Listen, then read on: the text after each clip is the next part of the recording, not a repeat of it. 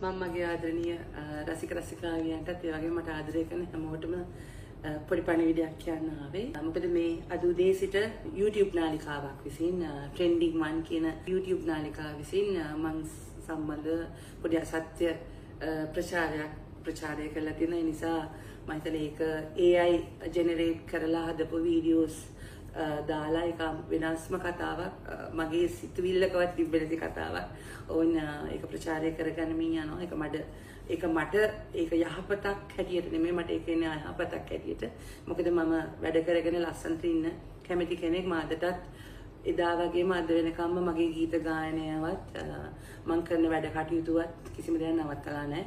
ඉතින් මම සතුටින් සහ කනගාටුවෙන් කියන්න කැමති එයට ප්‍රචාරය දක්වන YouTube නාලිකාවට Trending 1 කියන YouTube නාලිකාවට ඔබ ගිහින් report කිරීම තුළින් එම නාලිකාව කරගෙන යන්න ඕන්ට බැරුව යනවා. ඉතින් ඒ වගේම මම මේ වෙනකොට නීතිමය පියවරක් අරන් තියෙනවා. මොකද මම ඕන්ට officially දැනුම් දීමක් කරා ඉවත් කරගන්නාමෙන් නමුත් මේ වෙනකොටත් තාමත් ප්‍රචාරය වෙනවා. ඉතින් ඒ නිසා මට මේක ඔබ හැමෝම මට ගේන්න උවමනා වුණා.